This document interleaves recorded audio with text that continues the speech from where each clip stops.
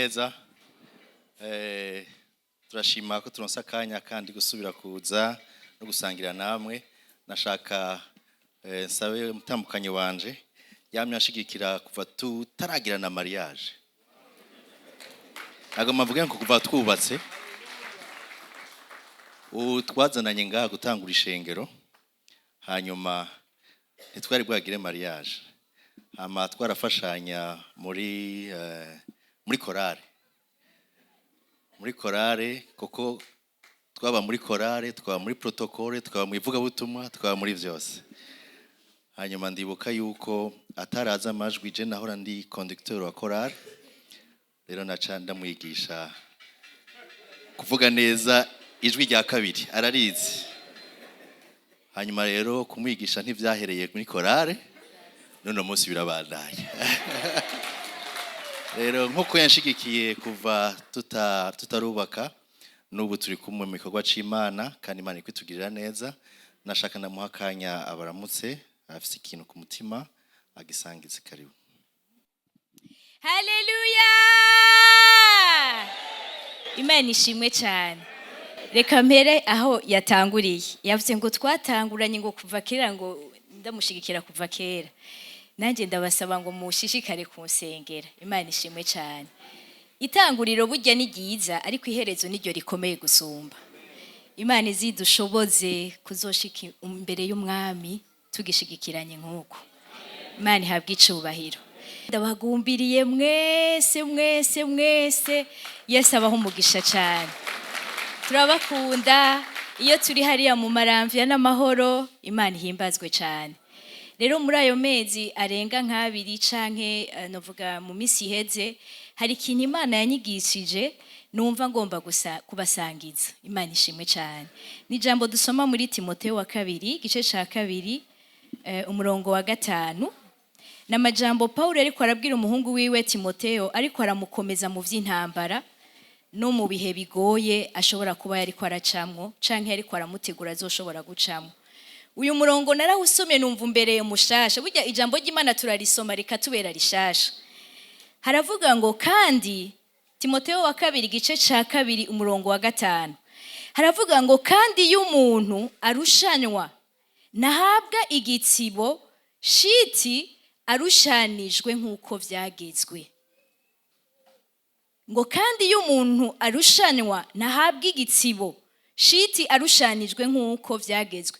Mu Gifaransa barabivuga neza yuko ngo adashobora kuronka couronne que si est seulement si a combattre selon les règles. Imana ishimwe cyane. Iri niryo jambo nimaze iminsi ndiko ndiga ko muri aya mezi abiri, combattre selon les règles. Kugwana bikurikijwe nk'uko vyagezwe. Imana idufashe cyane. Hari igihe umuntu aja mu ntambara, n'ubu ndiko ndabaganiriza gutya ndi mu ntambara. Sindinze kwambara amatashitashi cyangwa ngo nambara amakaske. Ariko muri iyo ntambara hariho les règles qu'on doit suivre. Hari ivyagezwe twisunga kugira ngo dushobore gushika ku musozo w'intambara zacu. Mu Bikorino ba 2 igice ca 10 umurongo wa 3. Règle numéro 1, ndababwire ica mbere. Iravuga ngo nubwo turi mu mubiri nitugwana mu mubiri. Haleluya! Bivuga ngo ibigwanishwa dukoresha si ivy'umubiri. Muzobandanya imirongo ikurikira. Ngo nibigwanishwa vya mwemu. Ngo kandi biri efficace. Imana ishimwe cyane. Ngo bifise ubushobozi bwo kushingura uturimbi. Imana ishimwe cyane. Wewe uri mu ntambara nkanje, nawe uzoshobora kuri mu ntambara ejo canke hirya yejo. Umenya ngo naho turi mu mubiri nitugwana mu mubiri. Saisis les armes spirituelles. Imana ishimwe cyane. Niho tuzoshika ku gitsibo. Imana ishimwe cyane. Niho tuzobona intambara tuzinesha. Umwami Dawidi yarageze ngo agiragende kugwana na Goliath. Mwarumvise amakuru muzohasoma. Ni muri Samuel wa mbere gice ca 17. Goliath yariko arishima ku bwoko bw'Abisirayeli. ariko rero Dawidi yumva ayo makuru yarafise n'imigenderanire n'Imana, yegera Sawuli kuko yarababaye ingene umufilisitiya ariko aracokora ubwoko bw'Imana. Hari ikintu coba kiriko kiracokora ubuzima bwawe. Dawidi aragenda kwa Sawuli, agiye kwa Sawuli avuga ati we ntavyo woshobora, atariko reka ngende kuko hari Imana nabonye mu ishamba intabara mu izina rya Yesu. Aravuga ati reka ndaguhe ibigwanishwa vyanje, amwambika igikigira igikiriza ciwe, amwambika inkofera, ati ivyo jewe ntavyo menyereye. Ati ngiye kugwana muzobandanya, ngiye kugwanya Goliyati mu izina rya Yesu. Kandi yabonye atsinda Goliyati. Imana ishimwe cyane. Hari kindi novuga ngo ca kabiri canke ca gatatu, mwumvise ngo izina rya Yesu niryo tugomba kugwanisha. Twiyambura ibigwanisho baduha bo mu isi, bazokubwira ngo urugo kugira rugende neza ngo kora kanaka. Uvuga toya, twani tugwana mu mubiri, ariko dukoresha ibigwanishwa vya mpwemu. Imana ishimwe cyane.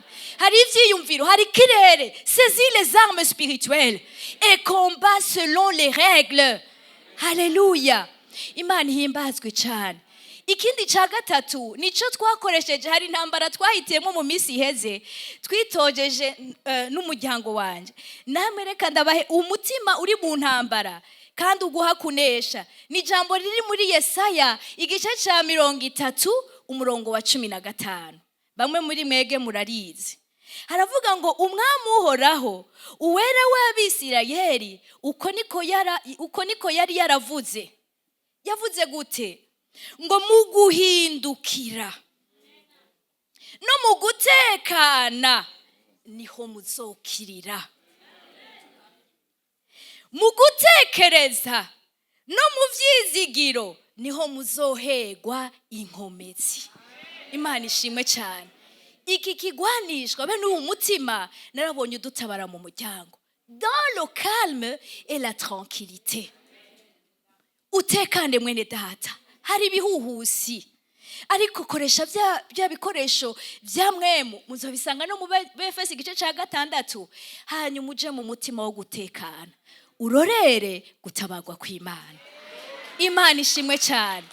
Ugomba kugwana ntazoshika ku gitsibo shiti agwanye nkuko vyagezwe. Yesu abaho umugisha.